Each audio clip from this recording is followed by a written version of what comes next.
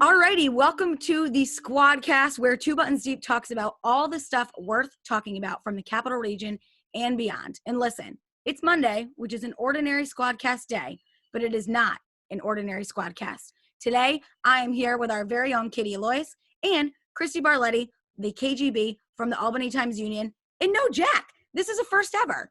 What's going on, girls? Kristi, thanks so much for joining us. Thank you so much for having me. I know, where's Jack? But I'm glad to see Katie. Her stuff makes me laugh, and I'm happy to see her on the Squad. Oh, yeah, it's great to meet you officially, Kristi. Thanks for watching. I'm a big fan, likewise. And I think it was just the universe's way of saying, Squadcast needs a girls' night out. I think it does. It's about that time. And what's great about Kristi is she has a love and appreciation for Two Buttons Deep, which is high on my list when we started the company. But likewise, Two Buttons Deep has a love and appreciation for the Times Union, the source that everybody's been going to for much longer than just the pandemic, for literally over hundreds of years.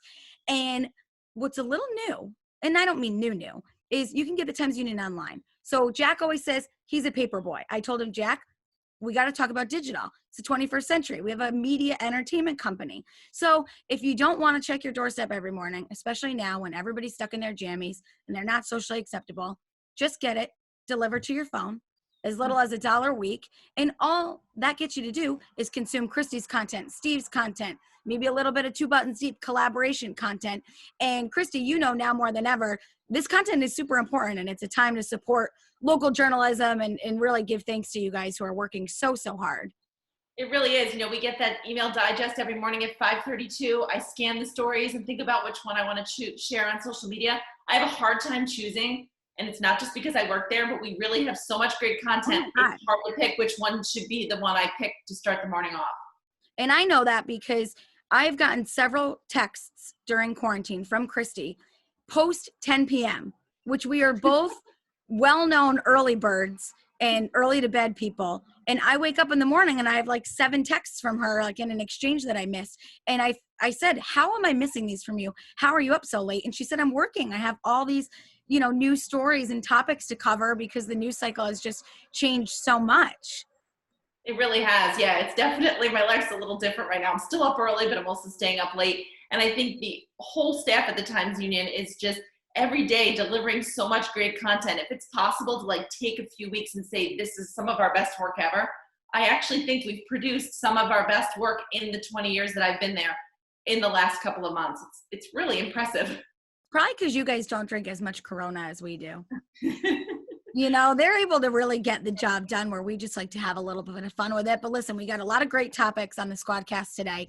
Katie, we'll kick it off with you just for a second. You went to 518 Day today and you did a little charitable work. Tell us about that. Well, I'm stuffed, you guys, but don't worry. I didn't derail my diet. 518 Day, United Way of the Greater Capital Region, celebrates our namesake day, May 18th. So today we stuffed a CDTA bus full of baby essentials. So believe it or not, with a little bit of math, a little bit of Common Core, word games, we managed to find 518 diapers. Didn't have to take them out of any boxes or rearrange them. We nailed it. So we, on behalf of Two Buttons Deep, donated 518 diapers to the United Way, to the women's baby shower drive, because believe it or not, diapers are not considered an essential item for these mothers, fathers, caregivers, and diapers are expensive. So that's what we did with our money. We looked out for the moms and babies of the area and did it our own way, going a couple buttons deep. I love it. I didn't know that about diapers. I mean, obviously, Kristi, I would assume that you probably know a lot about where and how to find them. Yeah. I did know they were expensive. I did not know they were not considered essential, though, and they should be. So I'm advocating. So at least I think for what it's worth, the average family will spend up to $1,000 a month per child on diapers. So, 518 diapers, all different shapes and sizes, are going to good bums in the Capital Region. Good bums. I like it. That's awesome. So yeah, I was curious. Have you guys seen people not wearing them, or hearing, Kristi, on your blog? Have you heard any sort of pushback? Oh my gosh, I've seen a lot of pushback because people will say, it's my body, it's my right, I get to make this decision. But it's like, is it really any difference where it says no pants, no shirt, no shoes, no service? I think it's sort of the modern day version of that. A mask is really not that uncomfortable, and you're doing it for other people. And yes, your glasses fog up and, whatever, you might think it's a little more difficult to breathe, but I just don't see it as being that difficult. To me, it's a small thing you can do in the grand scheme of everything to help protect those around you. Yeah, to get a little bit of your life back. But my one thing is, I am wondering if this has to become like a fashion trend now. And am I going to have to be worried about finding matching masks, having multiple masks? Because I ordered mine from GTS, which is a local like athletic wear, and you didn't get to pick what color. They were making them so quickly. So mine is maroon, which worked great for the Stewart's Mask Challenge, but did not work great for, everyday life, especially now that it's turning to summer. It's funny that you say that, because I actually have a post coming up in a couple of days, I think probably Wednesday, about how saying nice mask is the new nice shoes, or where did you get that shirt? Because you look at people's masks, you think how cool they are. I saw Kristi Cavada this weekend. She's over on WGNA, and I saw her in person. The first thing I noticed was her mask. Above all else, I was just like, before I even wanted to say hi, I wanted to say, where did you get that cool mask? And I feel like that's where people are going right now. Yeah, and I will say, to your point, Taylor, of maybe making it on brand or matching, again, just one of the growers at the farmer's market yesterday, I wish I could remember the farm name, so my bad, but her mask print was spring mix, like a lettuce, greens, and that's their specialty, so the whole team had them. Jericho Drive-In, same thing, it was twist ice cream, the staff was wearing them. So I have seen that as a trend, even restaurants like the Cuckoo's Nest, has like on-brand things. So I think it's a way to make it fun for staff. And then, maybe we'll see it transition into translate to the fashion world. So we'll have to have the buttonista keep tabs on that for us. I know. And haven't you gotten some emails from some of the stores that you shop at online saying, we now have masks? So it's I feel like everybody's making them, and now you can actually get fashionable ones. You don't just have to have plain, like, doctor nurses ones. Yeah, and it's going to be like, that like famous Sex and the City episode where it's Carrie gets caught on laundry day. You got to have a mask in the rotation because you got to wash and sanitize those too. So ladies, don't get caught on laundry day with your with one mask. No, definitely not. Katie, you did mention you were one of the first people to go to the Jericho Drive-In this weekend. Thanks, Lisa. Bye-bye. Love your mask. Thank you. Jericho Twist. Usually you can tailgate, like bring camp chairs, blankets, sit outside, whatever. You can do what that guy's doing and like sit on his truck. See, he was smart because he's technically not breaking the rules. They want you to stay in your car. Well, he's in his car. All right, so I saw that. The video was awesome. It made me laugh. I loved seeing the people in the back of the pickup trucks and everything like that. But to me, take COVID out of it. A drive-in is one of the last places I want to go. It's buggy. The movie starts late at night, and I am not a nighttime person. And then you've got to sit through 4 hours of movies, basically, or longer than that, because I'm guessing there's some sort of intermission or whatever you call it in a drive-in. I can barely watch a half-hour sitcom. The idea of sitting in my car, and my car is comfortable to drive from one place to another. But I saw your video, obviously said people are not allowed to get out of their cars. Right. So you're sitting in either the back of your SUV or your driver's seat and just watching a screen for 4 hours. Oh, it sounds miserable. And I can't sleep anywhere, so I wouldn't be able to fall asleep. I would just be playing with my phone until the battery ran out. Agreed. Katie, how come people couldn't use the back of their pickup truck, though? Well, I mean, that was just a rule of the drive-in, I guess. I don't know if it's their own mask rule or if it falls under the blanket of these low-risk recreational activities that are part of the phase 1 opening. Maybe that's subject to change because the cars are spaced out pretty far enough anyway. But for what it's worth, they said no chairs, no blankets, no tailgating. And that did surprise a lot of people. I think they thought they could get away with the pickup truck. Not that they were trying to get away with it. I just don't think they really thought how far the mask policy was going to be enforced. They can go up to the people I spoke with were good spirits. Sorry, Kristi? They can go up to the snack stand, right? Because I saw you show people eating popcorn and stuff, but they can't sit in the back of their pickup truck, which seems weird because you're almost in a pen when you're in the back of a pickup truck versus when you're at the snack bar, you're just free-ranging it. Free range chicken. Yeah, I hear that. I mean, I don't know. Think about it. I don't think I could sit, if masks are required outside the car, I couldn't sit through a movie outside my car wearing a mask.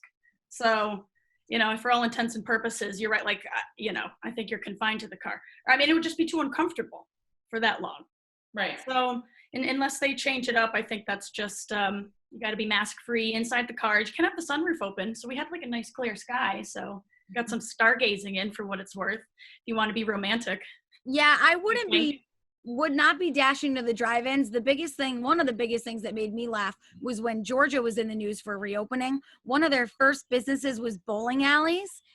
And I was just like, it just made me laugh out loud to think they're like, oh, we got to get those bowling alleys back up before anything else. Like, what was the significance there? And the drive-ins, I mean, I get it. People, you know, want to do recreational things. The men can go golfing, or the women that golf. There's other things to do outside. I know Kristi knows how to golf. I sure don't. So what am I going to do outside? Maybe go to the drive-ins. You know, I prefer maybe like a garage sale or flea market, somewhere I could shop other than the farmer's market. But I thought that was an interesting take to just go right for the bowling alleys. And in this case, now the drive-ins. I know. Well, hey, like low risk recreation, whatever that means, you know, we'll take it. It was sold out for what it's worth Saturday night. I don't think the storms hit the area quite so bad Friday, so they got a good opening weekend out of it. And I think it'll just be like a good destination novelty thing to do, especially now. It expose a whole new generation of people who've never gone before. Right. Here's another novelty thing going on social media. I'm glad this turned into an all-girls Squadcast because Jack, for some reason, did not want to talk about this. He said it doesn't apply to any of us. But I have been getting a lot of enjoyment out of those videos of the little kids. It's called the snack or the candy challenge. And basically, if you haven't seen it, a parent sits their child in front of a camera and gives them a treat and says, I'll be right back. And when I come back, if you don't touch it, you can have the treat. So can you wait until mommy gets back? Yeah. Promise? Yeah. Be patient? Yeah. Okay, wait there. Mommy will be right back. Don't move.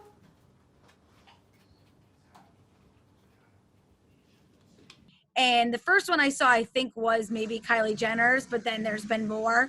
And now there's people I know, so obviously kids that you are familiar with. I think it's great. Kristi, you have 2 kids. Have you done this? I mean, I know you wouldn't post it if you did, but what is your take? I haven't done it. Now, my older daughter, she's in kindergarten, so she should be able to maintain that. But my toddler, I think it would depend what's in there, because I know some people do candy and some people do fruit snacks and whatever. Right. So no, I haven't tried it. Maybe I should, just to kind of see for a cultural experiment. I don't know why, but I might be with Jack on this. I saw Gabrielle Union doing it the other day, and Oh, yeah. this is nothing against her, but I was just like, looks kind of dumb, because what are you trying to test? You know, the kids, it's almost like most dogs can't resist the snack. Some can, but a lot can't. Right. I feel like most toddlers and young children aren't going to resist, and I guess I don't see what the appeal of it is. It seems dumb. You know, it's funny when the kids go for it. See, the ones I've seen, I've been surprised with how many kids don't go for it.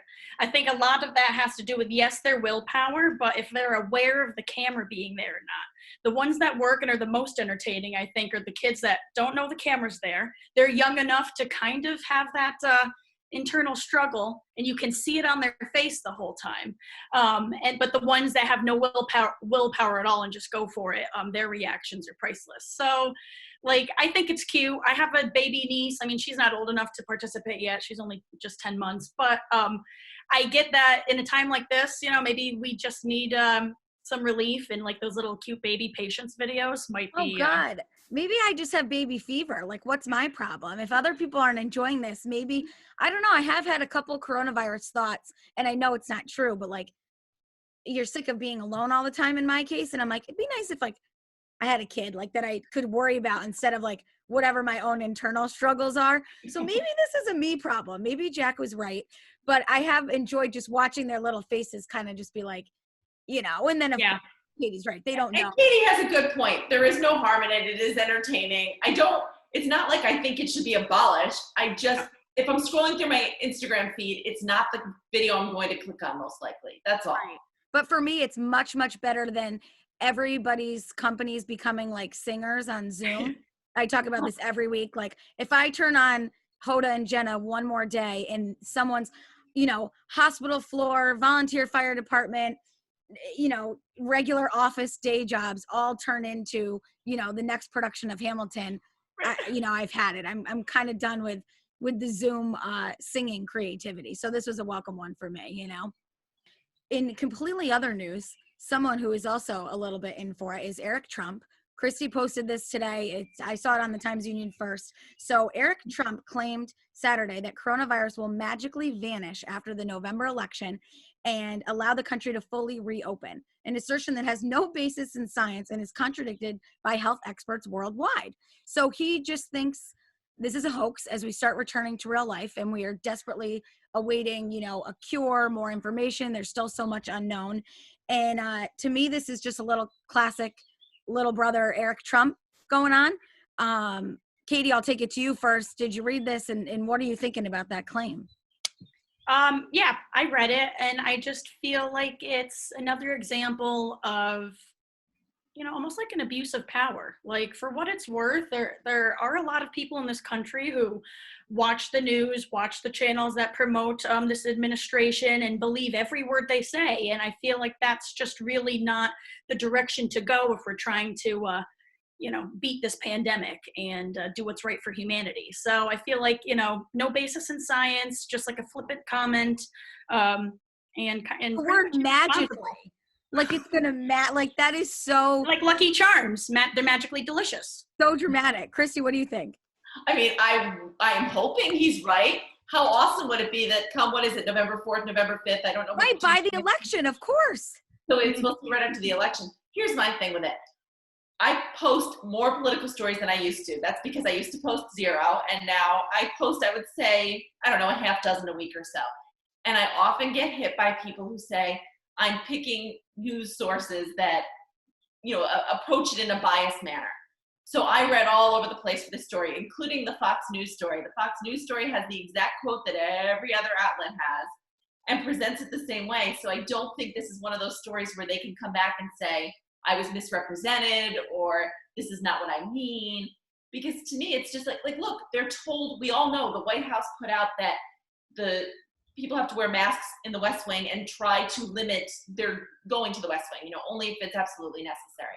So if this is not really as severe as people think it is, why can't we all just, not we, but everybody who works there parade around the West Wing, like with no mask and cough and breathe and lick everybody? I just don't get it. It's so bizarre. My problem is when I read political news sometimes, especially now, when you have a character that plays a person in real life and you just automatically think that that character is the person, that's what happens to me, especially with Eric Trump. He is played on Saturday Night Live as just basically the toddler that can't sit in front of the candy bowl. That's his IQ, his level. And when I see him on camera, I just think of that character. And same thing with Jeanine Pirro, who was mentioned in the article, who is just this over the top, wine drunk, just bombastic sort of personality. And I know obviously that's not who they are. They're not Saturday Night Live characters, but it does make you laugh a little bit reading this article and the tone and the voice of how they act out those characters. It puts a little lighthearted spin on it, as bizarre as the actual information is. And here's the thing. I understand this has been incredibly stressful on this administration. And I also recognize that the rallies and those get-togethers really are President Trump's strengths. Like, that's where he gets everybody together. That's where he kind of gets his movement going. So I can see how they're probably like, oh gosh, this is limiting our ability to do what is our greatest strength. But you can say that, or you can say this comment that it's just wrong. I mean, unless he knows something that we don't know, what disease ever, virus, anything, just is here one day and disappears the next? I'm not a medical expert, so there might be something, but I just don't think there's anything ever anywhere that, what did you say, magically disappears. I don't think it happens. There's just a lot of armchair quarterbacks in this situation. There's that tweet meme going around that's like, oh, okay, yeah, everyone on the news and all the doctors are wrong, but the guy who got a C in high school biology spouting off on Facebook is right. So it's just so many people calling the shots, thinking they know what they're talking about, and they don't have a degree in epidemiology or anything like that. So I think just know your source, people, right? Well, it's also, I think, that's exactly it. Know your source. You've got to decide who you're going to listen to. But I think people are like anxious and stressed and it's been going on for so long. So I think sometimes that leads people to believe things that are unequivocally just not true because they have hope sometimes. I mean, sometimes it's because they got to see in biology or they're just drunk and not paying attention. But I do think sometimes it's because they just wish it to be true. And then they take it and they spread it, or they'll say, well, I just thought it was funny, so I shared it. And